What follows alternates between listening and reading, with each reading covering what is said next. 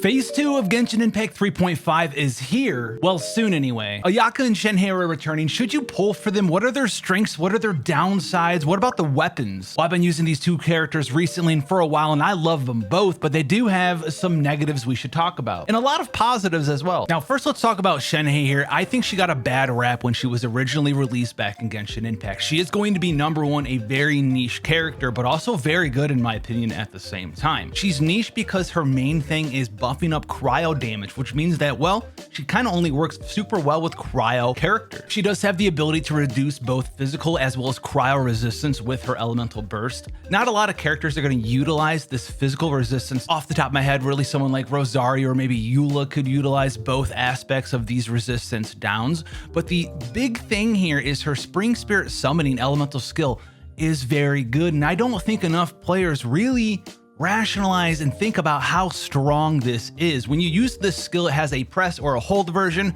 and it gives these things called the Icy Quill buff. If you utilize this Icy Quill buff, it's going to make any character that does cryo damage do bonus cryo damage and consume 1 quill. And consuming these quills is going to give you bonus damage based off of Shenhe's attack. As you can see here at level 5, we have 60% attack as our bonus damage. This is going to work just like Yunjin's does, which means that the attack multiplier is going to be based off of Shenhe's attack, so you want to build her for super high attack. But the crit chance and crit damage and damage percent bonuses that are utilized for this skill aren't Shenhe's. She's actually going to be utilizing whoever is doing that cryo damage, which means that if you have a giant Ayaka or Ganyu or some other cryo character in the future who has super high crit chance, super high crit damage in a freeze team, super high damage percent bonuses, whether it's normal damage up or elemental skill, elemental burst damage, Shenhe is going to utilize all of that character's damage bonus percents, and it really catapults how much value you're going to be getting from this Spring Spirit summoning buff.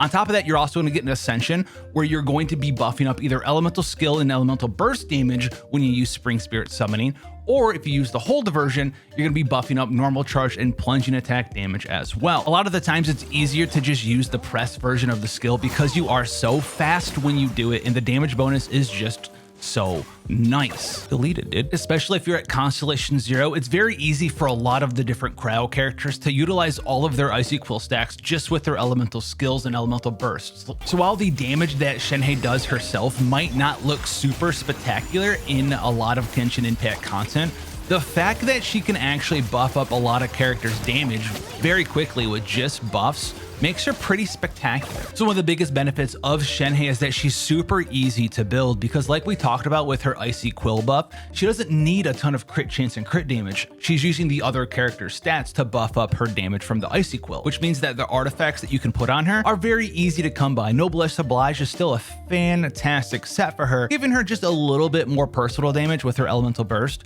but also giving that attack percent bonus, which is going to be nice in her supportive role. And if you have her in that freeze or cryo team, you can put her in the Blizzard Strayer set to get just a little bit of extra personal damage. It's not that big of a deal though. Now for constellations, we have two big ones here. The first one that I love a lot is Constellation 1, and this is going to give you 2 charges of her Icy Quill. She's not unplayable without it. I just definitely like doing this. I love to be able to buff up everyone and then swap out, use all of their skills, have someone like Kamisato Ayaka's elemental burst just kind of rolling out there with its 5-second duration, or Ganyu's elemental burst. And as that's going, you're playing this quick swap sort of team.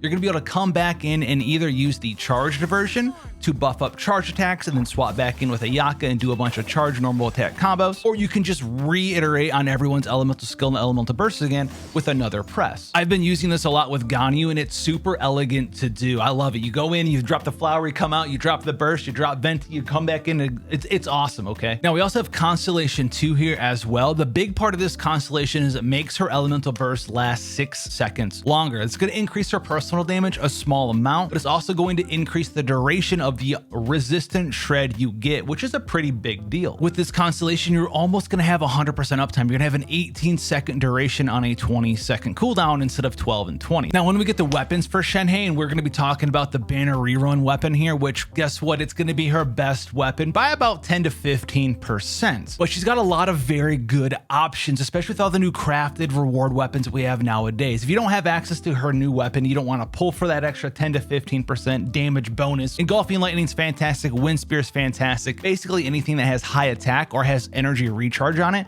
is going to be nice, because you want to get Shenhe to around 170, 180 energy recharge in general circumstances for a lot of teams. If you don't have any 5-star weapons and you're thinking about pulling for the new weapon because you don't have a 5-star weapon period, check it out. The Favonius Lance is still going to be really good for a lot of teams. It's going to save you energy recharge, not just in your build. Maybe you can use an attack sands now instead of an ER sands on your Shenhe, but she's also going to be able to give up some energy recharge demands from characters like Ayaka or maybe Ganyu, depending on what teams you're using with your Shenhe. So should you pull on Shenhe? If you're a big cryo enthusiast, you're playing with cryo all of the time, then you should probably pick up Shenhe. She'd be a great character to have on your account. However, if you're someone who doesn't really play with cryo that much, she's not that useful for you. All right, next up is gonna be probably everyone's favorite character, Ayaka. I love Ayaka so much. So many good things to talk about here. A little bit of negative things that might make you irritated too if you don't enjoy the playstyle. But the cool part about this skill is that when you leave this, it's gonna do two things. Number one, it's going to infuse you with the cryo element, meaning that you can infuse yourself basically at any time for the cost of 10 stamina. But it's not really even 10 stamina because she has an ascension that's going to restore 10 stamina when you actually hit somebody with the cryo application that it does when you go back above ground. It's also gonna give you 18% cryo damage bonus for 10 seconds. So this means you can do a lot of things with just this skill. And yes, just like Mona's skill, you can go over water with it. But one of the coolest things that you can do is, well, you can just kind of, it's sort of a meme, do this where you just dash up and over forever. Enemies hate this. And you'll be able to apply a slight amount of cryo.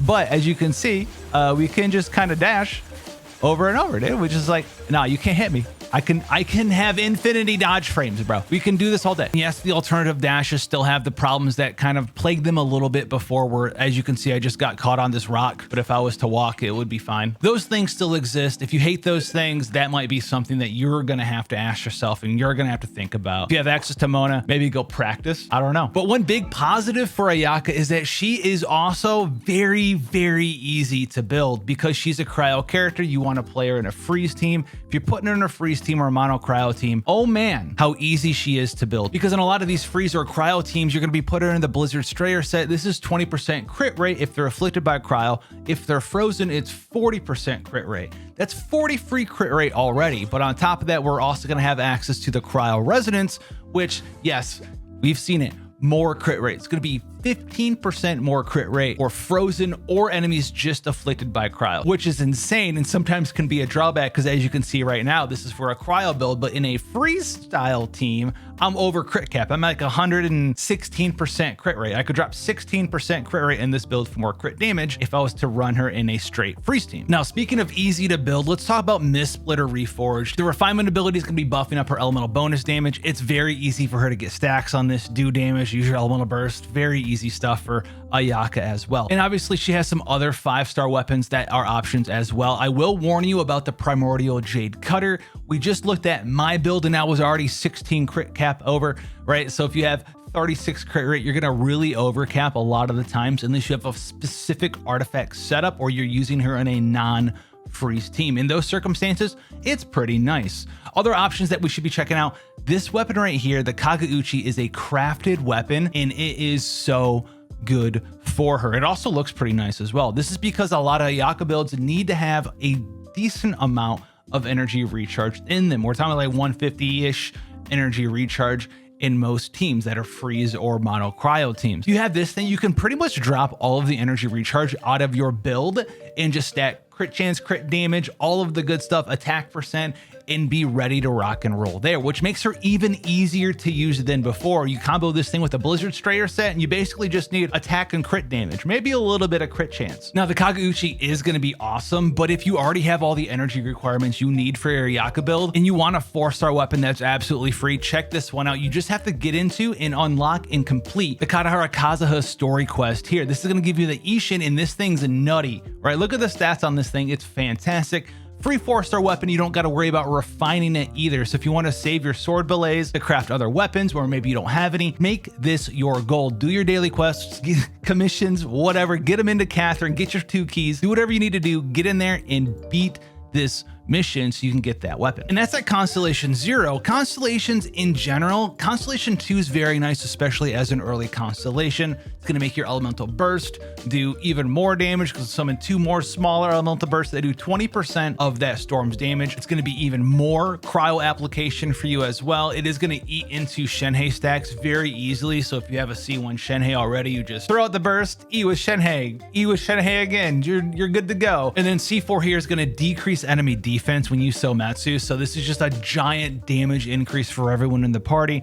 And then obviously Constellation 6 is just gonna increase your charge stack damage to the sky. Does she need any of this stuff? Absolutely not. I think all of this is overkill because in the right team, she is very strong. But if you want to go all in, Ayaka is your girl. C2 and C4 are very powerful. And then C6 is pretty great as well, especially if you have Shenhe because it's increasing the damage of your charge attack by 298%. And if you land this with quills on, it does so much damage. So if you're interested in these characters, go and get them. I wouldn't feel bad for having them on your account. Shenhe's a character that's gonna get better the more cryo characters are released, and Ayaka's already insane. Genshin's about playing with your favorites, so if these two are gonna line up with your favorites or become your favorites, get them. And with that being said, guys, have fun, take care, and I'll see you guys in the next one.